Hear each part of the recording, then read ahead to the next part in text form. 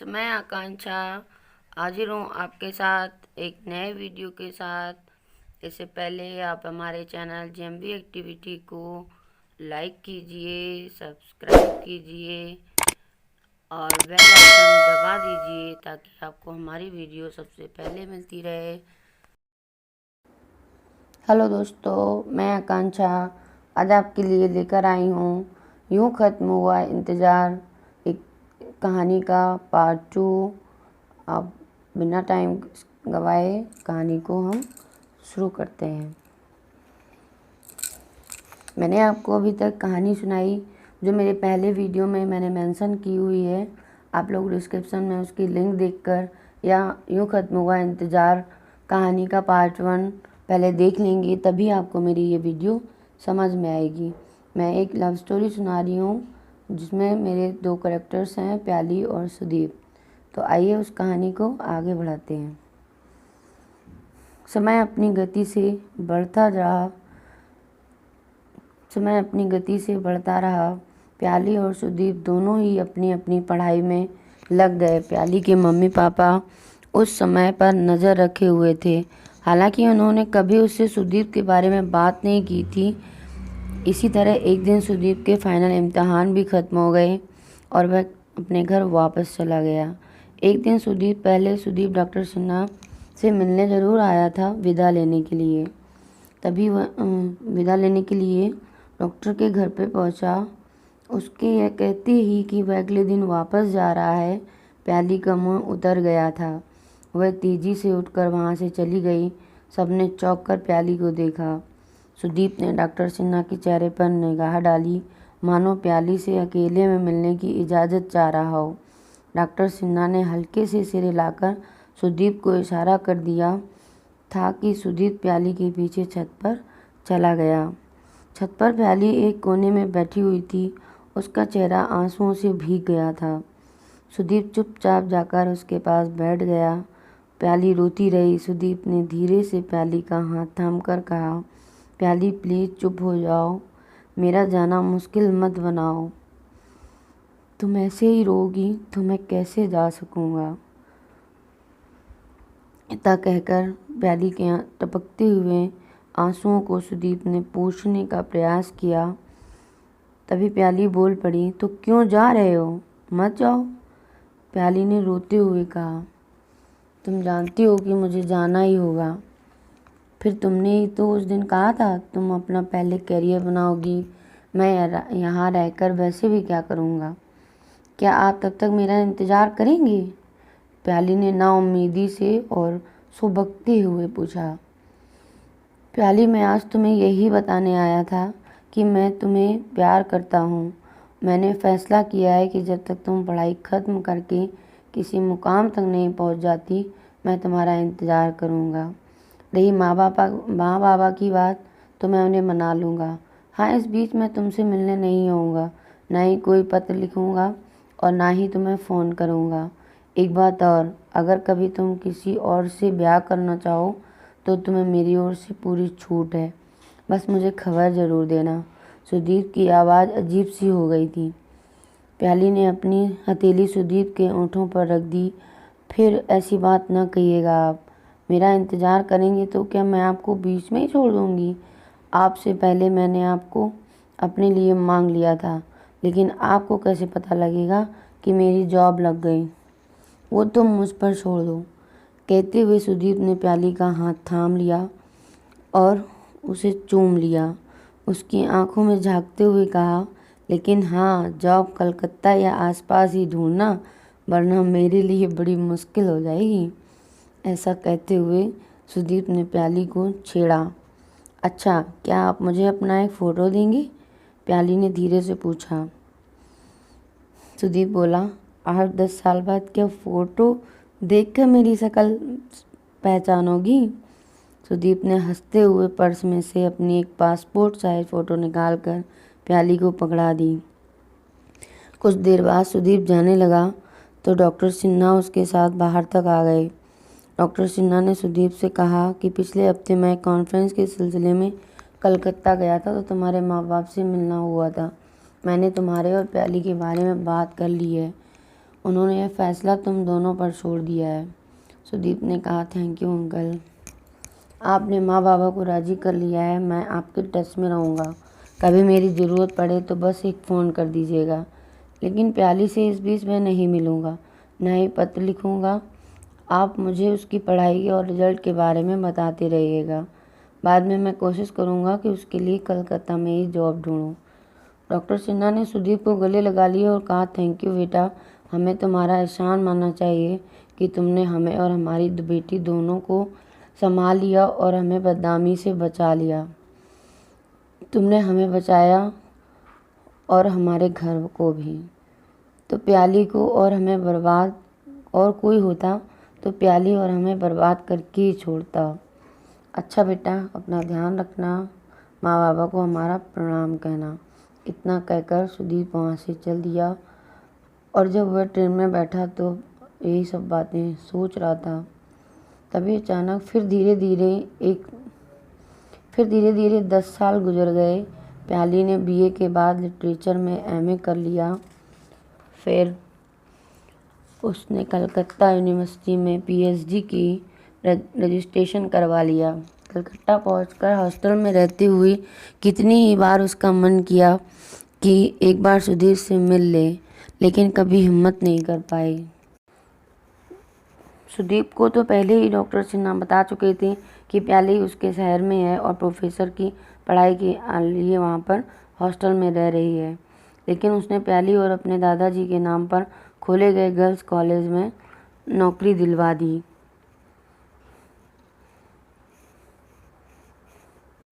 जब प्याली की पीएचडी की डिग्री पूरी हो गई तो वह सुदीप के ही शहर में पहुंच गई। तभी डॉक्टर सिन्हा ने सुदीप को एक खत लिखा, जिसमें उन्होंने लिखा कि प्याली पीएचडी कर चुकी है, अब उसकी जॉब ढूंढने में मदद करो।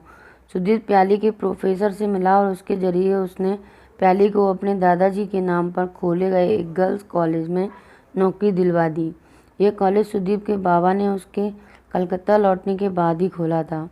उनकी मंशा भी शायद यही थी कि आगे चलकर प्याली इस कॉलेज को चलाएगी। कुछ दिन यूं ही बीतते जा रहे थे। प्याली को नौकरी करते हुए भी 4 महीने हो चले थे। अभी तक सुदीप ने उससे मिलने की कोशिश नहीं की थी।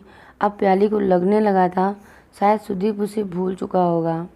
अचानक एक दिन प्याली बैठे बैठे सोच रही थी कि 10 साल हो गए, अब तो सुदीप ने शादी न कर ली हो, कहीं वो मुझे भूल तो नहीं गया, अगर नहीं तो उसने मुझसे मिलने की कोशिश नहीं की।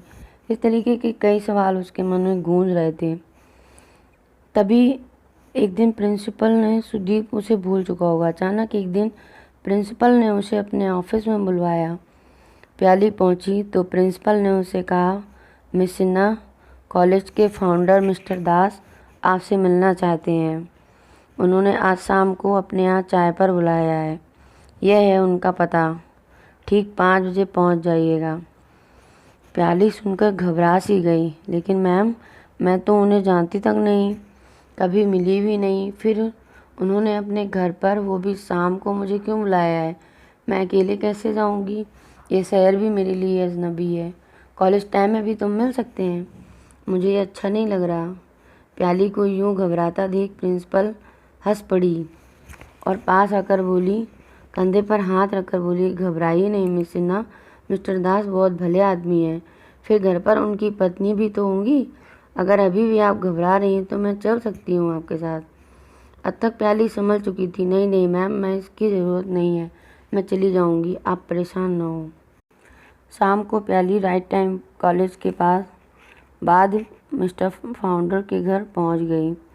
बड़ी शानदार कोठी थी, आलीशान ड्राइंग रूम था जिसमें उसको बिठाया गया। कुछ ही समय बाद एक गर्मामयी वृद्ध महिला और उन्हीं की हम उम्र के भव्य व्यक्तित्व वाले एक व्यक्ति ने प्रवेश किया। उनके व्यक्तित्व में इतनी कशिश थी कि खुद ब खुद प्याली ने हाथ में नमस्कार में जुड़ गए। वृद्ध व्यक्ति ने कहा, हेलो मिस सिन्हा, कैसी हैं आप? हमें उम्मीद है कि आपने हमारा कॉलेज और यहाँ का वातावरण दोनों आपको अच्छा लगा होगा और आपको पसंद भी आया होगा। जी जी, प्याली सिर्फ इतना ही कह सकी। उन्होंने पूछा, बेटी तुम किस शहर से हो और तुम्हारे परिवार में कौन कौन है? अब की बार सवाल महिला की तरफ से पूछा गया। प्याली ने बड़े आदरपूर्वक तरीके से बताया कि मेरे घर में मेरी मम्मी पापा, मेरी मम्मी टीचर है, पापा डॉक्टर हैं और मेरा एक भाई है जिसका नाम ऋषभ है। उन्होंने उसे क्या हो सकता है, थोड़ी देर इधर उधर की बातें करने के बाद वह थोड़ा खुलने सी लगी। तभी नौकर ने आकर चाय लगा दी और उसे डाइनिंग टेबल पर ले गया जहाँ पर तरह तरीके के नाश्ते मेज पर लगे हुए थे। प्याली सकचा रही थी कि इतनी खातिरदारी क्यों की जा रही है। सब डाइनिंग टेबल पर बैठ चुकी थी। इस दौरान मिस्टर दास और उनकी पत्नी प्याली से उसकी पीएचडी में आने वाली परेशानियों, हॉस्टल, कॉलेज, उसके बारे में, घर के बारे में बहुत कुछ पूछ चुके थे और प्याली धैर्य से उन सब का जवाब दे रही थी। लेकिन उसको एक बात समझ में नहीं आ रही थी कि ये लोग इतना अपनापन और इतने प्यार से, कॉलेज के फाउंडर हैं, मैं उनके कॉलेज में टीचर हूँ, मुझसे इतना अपनापन क्यों दिखा रहे हैं। लेकिन फिर भी वह धैर्य बनाते हुए अपनी जवाब में देती जा रही थी। मिस सिन्हा, शादी के बाद क्या आप जॉब छोड़ देंगी? चिर परिचित सी आवाज़ सुनकर प्याली चिढ़ कर पलटी। सामने बंगाली कुर्ता और चूड़ीदार पैजामा पहने सुदीप खड़ा था। 9-10 साल बाद उसकी आंखों पर चश्मा लग गया था और चेहरे पर थोड़ी सी मैच्योरिटी झलक आई थी। प्याली एकटक सुदीप को देखती रह गई। उसकी आंखें छलक आईं। सुदीप धीरे धीरे चलता हुआ उसके पास आया। प्याली ने मैरून रंग की साड़ी पहनी हुई थी और बालों का सुंदर सा जोड़ा बनाया हुआ था। इतने अरसों बाद प्याली और भी निखर गई थी। एक लंबे इंतजार के बाद सुदीप ने प्याली को देखा। खुद को बहुत मुश्किल से संभालते हुए उसने कहा, इस रूप में सामने पाकर वह खुद को संभाल नहीं पा रहा था। पास आकर उसने प्याली से कहा, मिस सिन्हा, ये मेरे माँ बाबा हैं और यह हमारा घर है। माँ बाबा ने पहले ही तुम्हारा फ़ोटो देखकर तुम्हें पसंद कर लिया था।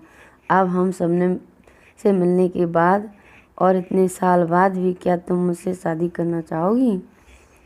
प्याली ने शर्माकर नजरें झुका ली। उसकी आंखों में आंसू थे। मम्मी पापा से भी तो पूछना होगा। वह सिर्फ इतना ही बोल पाई, वो तो सब कब के तैयार हैं, बस तुम्हारी हाँ सुनने का इंतज़ार था। सुदीप की माँ ने हंसते हुए कहा। प्याली कुछ न कह सकी तो उनका आशीर्वाद लेने के लिए उनके कदमों में झुक गई। तभी सुदीप भी उनके कमरों में झुक गया। अगले ही दिन प्याली के मम्मी पापा ने आकर दोनों की शादी की बात की। इस तरीके से उन दोनों का इंतज़ार ख़त्म हुआ और हमारी ये कहानी यूँ ख़त्म हुआ। इंतज़ार भी एंड की ओर हो गई। दोस्तों, मुझे लगता है ये कहानी आपको पसंद आई होगी। कैसी लगी, इसमें क्या कमियां रहीं, कमेंट बॉक्स में ज़रूर बताइएगा। मोरल ऑफ द स्टोरी, इस कहानी का एक ही मोरल था। इस समय आपको सुनाने का भी एक बड़ा रीज़न था। मैं देखती हूँ लोग रोज़ नए नए लव अफेयर्स करते हैं। कई बच्चे अपनी पढ़ाई छोड़ देते हैं, कई बच्चे गलत रास्ते पर चल पड़ते हैं। कुछ लोग तो इतने नेगेटिव माइंड से भर जाते हैं कि उन्हें उनका प्यार नहीं मिला तो वो सुसाइड तक कमिट कर लेते हैं। कई लोग घर छोड़ देते हैं, समाज, मान मर्यादा सब कुछ भुलाकर उन्हें सिर्फ अपना प्यार दिखता है, लेकिन वो प्यार ना तो चलता है और ना ही उसकी कोई परवाह होती है। तो फ्रेंड्स, मैं आपको यही बताना चाहती हूँ कि कैरियर कम्स फर्स्ट। आप अपना कैरियर बनाइए और अपने साथी को समझिए। अपनी लव स्टोरी को भी एक अच्छा आगाज़ और अंजाम तभी आप दे सकते हैं जब आप कैरियर में अपने पैरों पर खड़े होंगे और आप समाज में एक समृद्ध स्थान बना चुके होंगे। क्योंकि ये सब चीज़ें आने वाले समय में बहुत ही इनका मोरल डाउन होता जा रहा है और फास्ट में मतलब सब कुछ इंस्टेंट चाहिए। Instant love, instant food, instant cloth. But instant के ज़माने में कहीं ना कहीं हम वो सब एक भूलते जा रहे हैं। अब तो ना तो इंस्टेंट अगर लव है तो ब्रेकअप भी बड़ा इंस्टेंट है। इसलिए मेरा इस कहानी का मोरल यही था कि अपने रिलेशनशिप को स्पेस दीजिए, समय दीजिए, पहले कैरियर को वरीयता दीजिए, इसके बाद इस सब के लिए पूरी लाइफ पढ़िए। थैंक यू दोस्तों, thank you for watching my story. आपको स्टोरी कैसी लगी कमेंट करके ज़रूर बताइएगा। डिस्क्रिप्शन बॉक्स में पार्ट 1 की लिंक भी पड़ी है। आप कहानी को पूरा देखिएगा, एंजॉय करिएगा। Enjoy your life. Thank you so much.